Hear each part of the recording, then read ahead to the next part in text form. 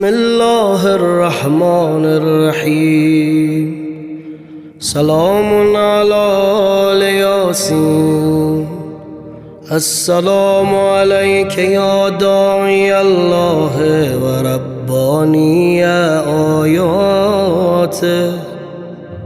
السلام عليك يا باب الله وديان دينه. السلام عليك يا خليفة الله وناصر حقه.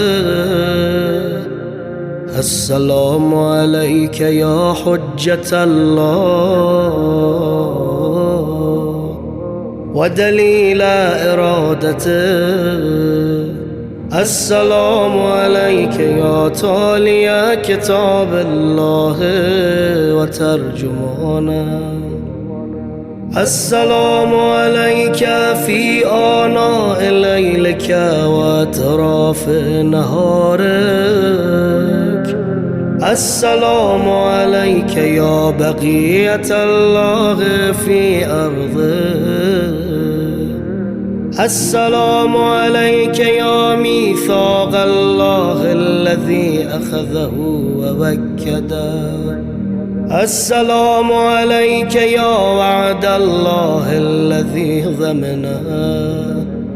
السلام عليك أيها العلم المنسوب والعلم المسبوب والغوث والرحمة الواسعة وعدا غير مكذوب.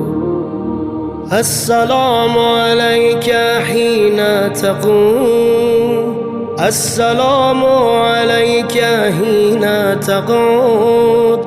السلام عليك حين تقرأ وتبين. السلام عليك حين تصلي وتقنط. السلام عليك حين تركع وتسجد. السلام عليك حين تهلل وتكبر. السلام عليك حين تحمد وتستغفر. السلام عليك حين تصبح وتمسي. السلام عليك في الليل إذا يغشى والنهار إذا تجلى. السلام عليك أيها الإمام المامون. السلام عليك أيها المقدم المأمون. السلام عليك بجوامع السلام. أشهدك يا مولاي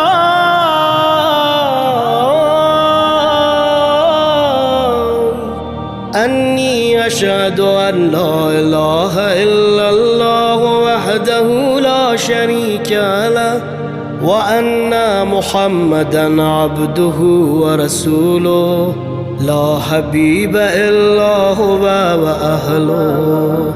وأشهدك يا مولانا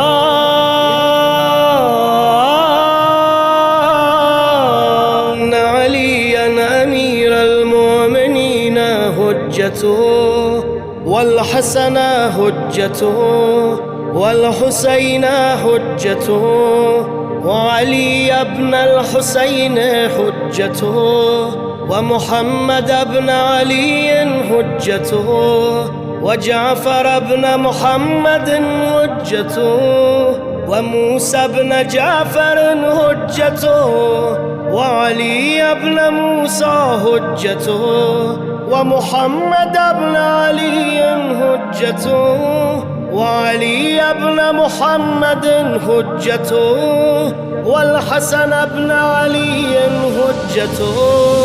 وأشهد أنك حجة الله. أنتم الأول والآخر وأن رجعتكم حق لا ريب فيها يوم لا ينفع نفسا إيمانها لم تكن آمنت من قبل أو كسبت في إيمانها خيرا وأن الموت حق وأن ناكرا ونكيرا حق وأشهد أن النشر حق والبعث حق وأن الصراط حق والمرصاد حق والميزان حق والحشر حق والحساب حق والجنة والنار حق والوعد والوعيد بهما حق يا